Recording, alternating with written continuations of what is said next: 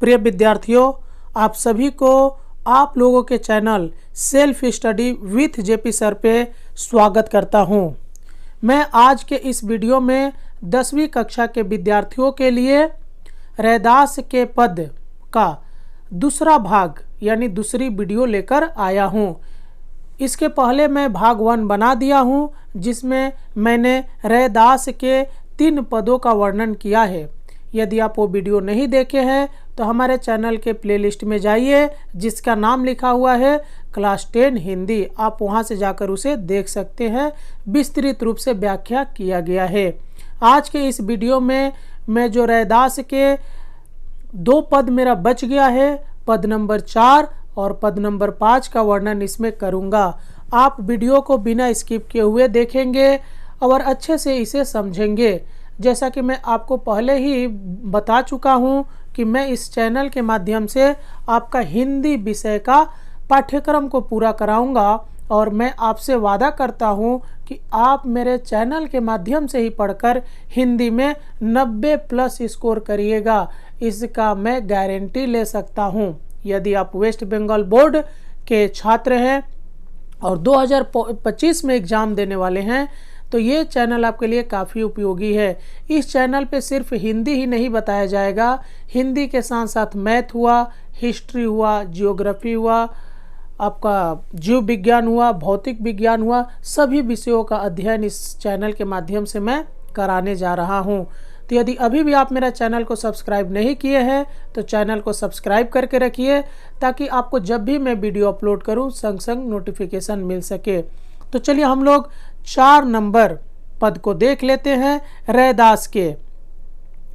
राम बिन संशय गाठी न छूटे, काम क्रोध मोह मद माया इन पंचन मिली लूटे। हम बड़ कवि कुलीन हम पंडित, हम जोगी सन्यासी, ज्ञान गुनी सूर हम दाता, यहू मति कदे न नाशी। पढ़े गुने कछु समझी न परई, जो लो अन भय भाव न दर्शौ। लोहा हर न होई धू कैसे, जो पारस नहीं परसे। कहे रैदास और समझसी, भूमि परे भ्रम भोरे। ए आधार नाम नरहरि कौ, जीवनी प्रांत धन मोरे। सबसे पहले आप इसका शब्दार्थ को देख लीजिए कि इसमें जो महत्वपूर्ण शब्दार्थ है ये कौन कौन से हैं। ये शब्दार्थ अपने कॉपी पे जरूर लिखकर आप लोग रखिएगा।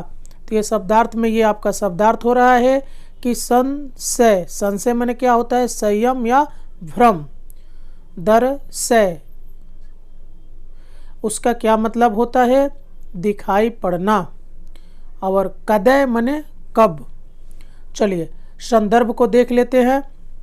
जैसा कि आप जानते हैं कि आपका जो एग्ज़ाम में पेपर आता है वहाँ पे क्या करता है कि एक ऐसा दोहा दे देगा, कुछ दोहा का लाइन दे देगा, कविता का लाइन दे देगा, कहानी का लाइन दे देगा और प्रश्न करेगा कि प्रस्तुत पंक्तियाँ का किस पाठ से अवतरित है और इसका संदर्भ सहित व्याख्या कीजिए। इस बात पे थोड़ा ध्यान दीजिएगा, क्या लिखा रहता है, संदर्भ सहित व्याख्या कीजिए। तो संदर्भ सहित व्याख्या देखिए, मैं इस वीडियो के माध्यम से आपको बता रहा हूँ कि संदर्भ सहित व्याख्या का अर्थ क्या होता है। आप यहाँ पे अच्छे से देख पा रहे होंगे कि यहाँ पे संदर्भ लिखा गया। संदर्भ का अर्थ होता है कि यह जो दोहा है या यह जो लाइन दिया हुआ है प्रश्न पत्र में, ये कहाँ से लिया गया है, माने किस पाठ से लिया गया है, लेखक का नाम क्या है, उसी को बोला जाता है संदर्भ।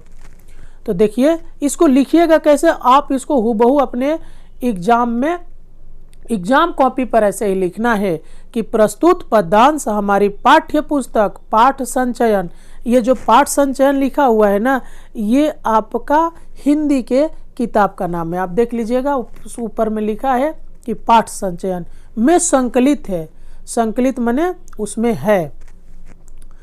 संकलित रैदास के पद शीर्षक से अवतरित है, माने रैदास के पद से ये लिया गया है। इस अंश के रचनाकार भक्त कवि रैदास जी है और इसके रचनाकार कौन है? रैदास जी। ये हो गया संदर्भ। अब इसका प्रसंग देखिए। प्रसंग कहने का मतलब है कि इसमें मुख्य रूप से क्या बातें बोली गई है, ये क्या हो जाता है? प्रसंग हो जाता है। तो देखिए कि प्रस्तुत अंश में कवि ने जीवन मात्र की समस्याओं को अपने प्रभु से वर्णन किया है। किस प्रकार पंच विकारों से ग्रस्त जीव अपने मूल उद्देश्य को भूलकर भ्रम के जाल में फंसा हुआ है। इस भ्रम जाल से मुक्ति का एक ही उपाय है, प्रभु की कृपा। ठीक है। अब इसकी व्याख्या देखिए। जैसे लिखा है ना, लिखता है ना प्रश्न पत्र में, संदर्भ सहित व्याख्या कीजिए।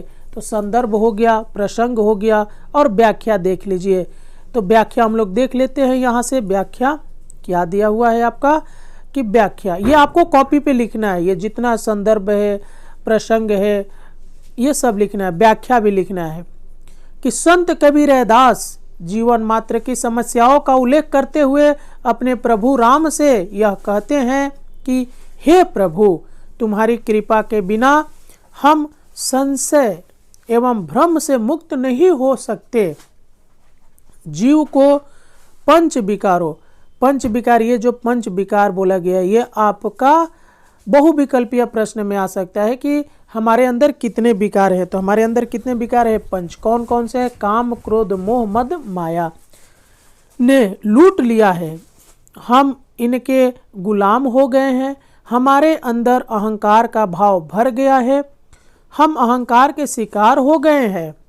हम अहंकार ग्रस्त होकर अपने को बहुत बड़ा ज्ञानी, गुणवान, कुलीन, जोगी एवं सन्यासी समझ बैठे हैं। प्रभु, हम इतना अहंकार एवं अज्ञानता से मंडित हो गए हैं कि हमें कांच और किरिच का भान ही नहीं। अच्छी बातें, नीति विचार की बातें, नैतिकता की बातें हमें समझ नहीं आती। हम विकारग्रस्त हो गए हैं। प्रभु, बिना तुम्हारी कृपा के हम इससे मुक्ति नहीं हो सकते। लोहा से स्वर्ण बनने के लिए पारस की ज़रूरत है। हम अपने लोहे को बिना पारस के स्पर्श से ही सोना बनाना चाहते हैं। ठीक है। और भी देख लीजिए, थोड़ा सा है, बस इतना दूर आप कर लीजिएगा, हो जाएगा कि ये थोड़ा सा आप कर लीजिएगा। ठीक है। ये बात हो,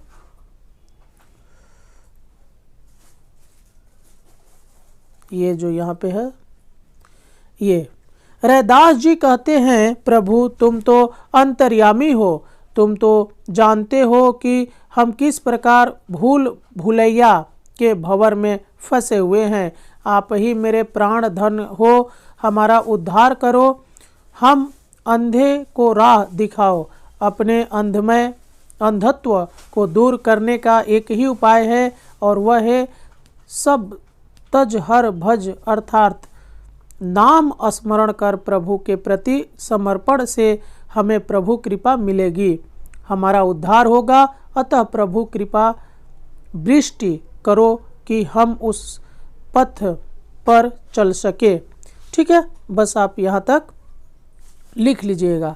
ओके। मैंने आपको कहाँ से कहाँ तक लिखना है, आपको शुरू करना है यहाँ से लिखना। अपने कॉपी पर अच्छे से आप लिखिए, आपका 90 नंबर कोई नहीं काटेगा। ठीक है। कहाँ तक लिखिएगा? यहाँ तक आपको लिखना है।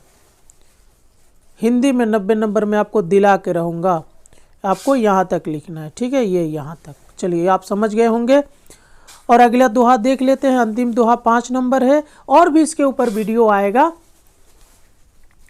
रे चित चेत अचेत काहे, बाल्मीकि कहीं देखी रे, जाति से को पद नहीं हरि पहुँचा, राम भक्ति विशेष रे, षट क्रम सहित जे विप्र होते, हरि भक्ति चित दृढ़ नाही रे, हरि की कथा सुहाय नाही,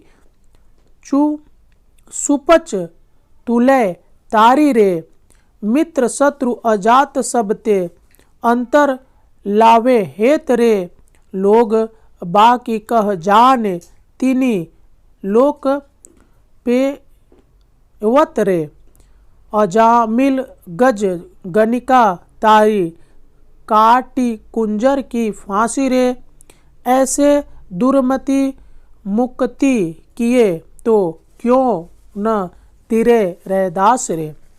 सबसे पहले विशेष बातों को ध्यान दीजिए। यहाँ पे विशेष बातें क्या है ये देखिए। शब्दार्थ को सबसे पहले देखिए। चित्त मने क्या होता है? मन। चेती मने क्या होता है? चेतना। अचेत मने क्या होता है? चेतना शून्य। पवित्र मने पवित्र। ठीक है। अब देखिए संदर्भ माने ये इसको कहाँ से लिया गया है। तो प्रस्तुत पदांश हमारी पाठ्य पुस्तक पाठ संचयन में संकलित रैदास के पद शीर्षक से अवतरित है। इस अंश के रचनाकार भक्त कवि रैदास जी है। प्रसंग देख लीजिए कि प्रस्तुत अंश में संत कवि रैदास ने अपने अचेत मन को चेतन बनाने के लिए कहा है। कवि का विचार है कि चेतना के लिए जाति धर्म नहीं बल्कि ज्ञान एवं प्रभु कृपा आवश्यक है। चेतना का मतलब होता है कि बुद्धि। जब आपके पास बुद्धि नहीं है, आपके पास विवेक नहीं है, तो उसी को हम क्या बोलेंगे? अचेतना। अगर आप बुद्धिमान हैं तो उसको चेतना बोलते हैं। माने ज्ञान की प्राप्ति करना ही चेतना कहलाता है। व्याख्या देखिए। संत कवि समाज सुधारक, मानव की पीड़ा से पीड़ित मानवीय संवेदना के प्रति कवि रैदास जी ने शिक्षा के महत्व को प्रतिपादित करते हुए तथा अपने मूढ़ मन को संबोधित करते हुए कहा है कि रे मेरे मूर्ख मन, अब तो चेत जाओ, अज्ञानता के मोह पाश से मुक्त हो जाओ। जाति पाति कुछ नहीं है, ज्ञानी ही सर्वत्र पूजा जाता है।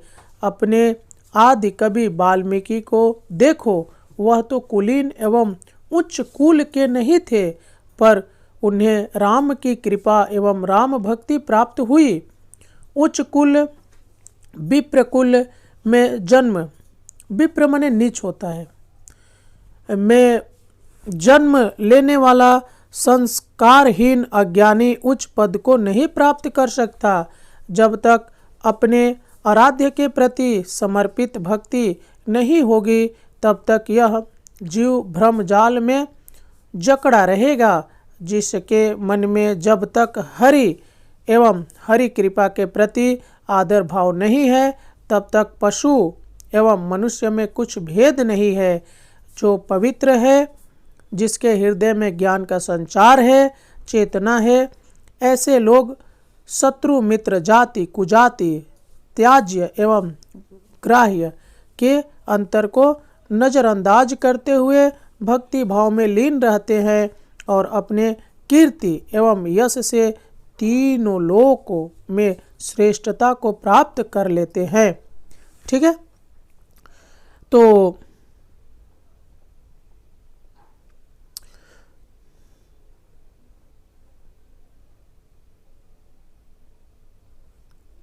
और थोड़ा सा देख लीजिए, यहाँ पर है कवि के अनुसार प्रभु अंतर्यामी है, वह सब कुछ जानते हैं। उन्होंने अग्राह्य को ग्राह्य बनाया है, अपने समय के बड़े बड़े पापियों का उद्धार किया है। उनके नाम स्मरण ही बड़ी महत्ता है। उस प्रभु का नाम स्मरण कर बड़े बड़े पापियों का उद्धार हुआ है। अजामिल गज गणिका को पाप मुक्ति किया है। संकट में फंसा ग्राह के मुख विवर में से कुंजर के उद्धार के लिए स्वयं प्रभु को उसके पास जाना पड़ा। उसको भय युक्त कर जीवन दान दिया। क्या हम उनसे बड़े पापी है? अगर है भी तो प्रभु का तो यह प्रण है कि हम जीव हमारे वह तो दीन बंधु है, और शरण के शरणदाता है। वह प्रभु हमारा भी उद्धार करेगा। भक्त के अंदर तन्मयता एवं समर्पण का भाव होना चाहिए। इस अंश में कवि ने पौराणिक घटनाओं का उल्लेख कर ईश्वर की दीन बंधुता की, उसके गुणों की एवं जीव की दीनता की चर्चा की है। तो आपको इसको यहाँ तक लिखना होगा। कहाँ तक लिखना होगा? यहाँ तक। ठीक है। और शुरुआत कहाँ से करना है, शुरुआत आपको यहाँ से करना है।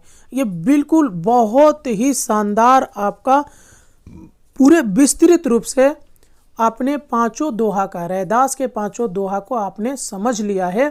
अब आपको कोई परेशानी नहीं होगा। इस पाठ से जुड़ा हुआ कुछ विस्तृत प्रश्नों को आपको दे दूंगा और कुछ आपको बहुविकल्पीय प्रश्नों को दे दूंगा। उसके बाद ये पाठ हमारा खत्म हो जाएगा। इस पाठ से जैसा भी प्रश्न आएगा आप उसे जरूर उत्तर दे पाइएगा, ये मैं आपको दावे के साथ बोल सकता हूँ। इतना ही बोलकर आप लोगों से मैं विदा लेता हूँ। मिलता हूँ किसी और वीडियो में, तब तक के लिए जय हिंद।